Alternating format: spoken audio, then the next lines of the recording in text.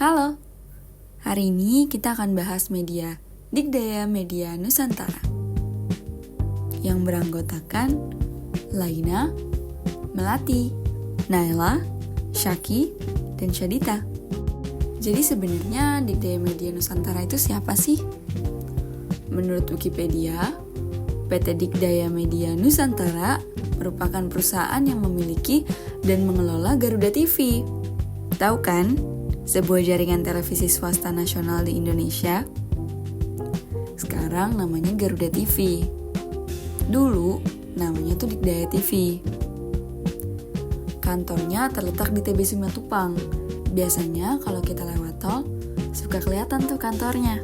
Acara yang biasa dibawain itu ada berita, kayak berita pagi, siang, petang, malam, dan juga ekonomi. Ada hobi dan gaya hidup, kayak makan murah, jelajah Nusantara, dan lain-lain. Ada religi, ada variety and reality show, ada juga infotainment. Digdaya Media Nusantara didirikan oleh Prabowo Subianto. Namun secara resmi, foundernya adalah Sudaryono, kader Gerindra yang kini menjabat sebagai Wakil Menteri Pertanian. Menurut Wikipedia, sejarah Digdaya Media Nusantara tuh kayak gini. April 2018, tiba-tiba satelit di Palapadi itu kedatangan siaran TV misterius. Ternyata Digdaya TV masih dalam masa uji coba. Jadi yang misterius itu ternyata saluran Digdaya TV. Nah, di dalam uji coba tersebut, Digdaya TV ini menyiarkan sejumlah video klip Sabian Gambus, atau biasa kita dengarnya Nisa Sabian gitu ya. Yang keputar itu ya Habibal Kolbi, Din Assalam, dan lain-lain. Terus, Digdaya Media Nusantara ini sempat mau namain siarannya itu sebagai Kita Indonesia TV. Karena waktu itu mau nyiarin sejumlah siaran langsung Pesta Olahraga Asia 2018. Dan pada tanggal 23 Agustus 2018, akhirnya Digdaya Media Nusantara resmi menyiarkan siaran perdananya. Digdaya Media Nusantara merupakan media yang berangkat dari gagasan dan inisiatif Prabowo Subianto.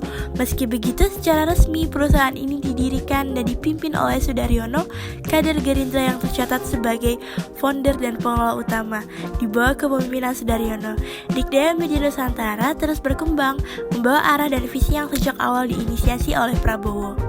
Karena latar belakang pemilik dan pimpinan, banyak pengamat menilai keberadaan Garuda TV bisa berpotensi mewakili kepentingan politik tertentu.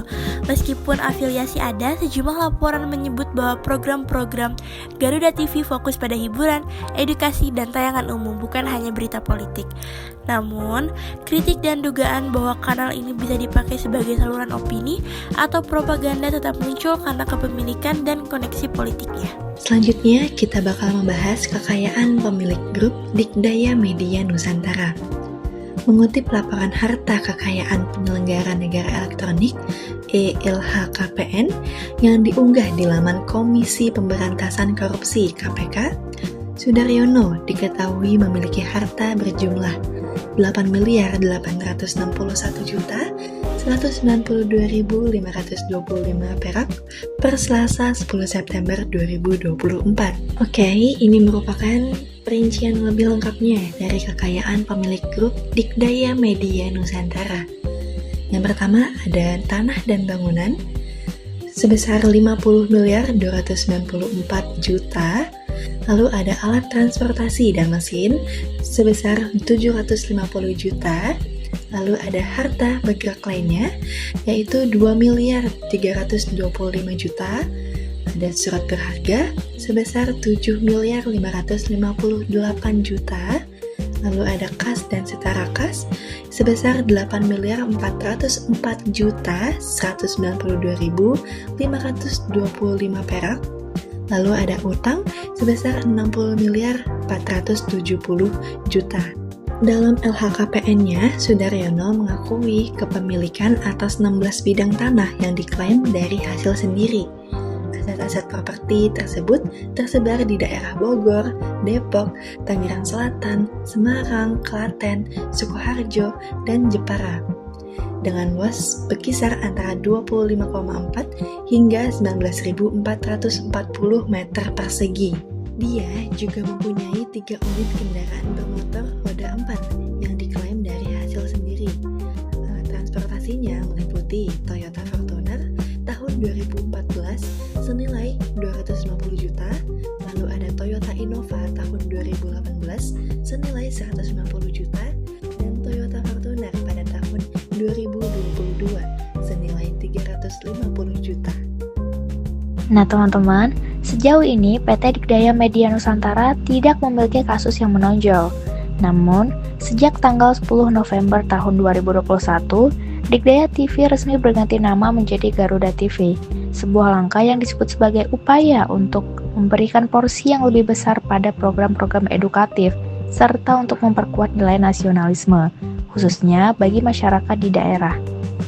Pada tanggal 5 Agustus tahun 2023, Garuda TV memperluas jangkauan siarannya dari televisi satelit parabola menjadi televisi terestrial. Tanggal tersebut kemudian ditetapkan sebagai hari ulang tahun resmi Garuda TV karena dianggap sebagai momentum peluncuran ulang stasiun tersebut. Dibandingkan dengan pendatang baru lainnya di industri penyiaran, langkah ekspansi Garuda TV terbilang lebih agresif dan terencana. Hal ini dapat dilihat dari cepatnya saluran ini hadir di berbagai wilayah, serta penyajian program yang diisi oleh figur-figur publik yang sudah dikenal luas. Meski demikian, dalam aspek pemberitaannya, Garuda TV cenderung lebih menyoroti kinerja presiden.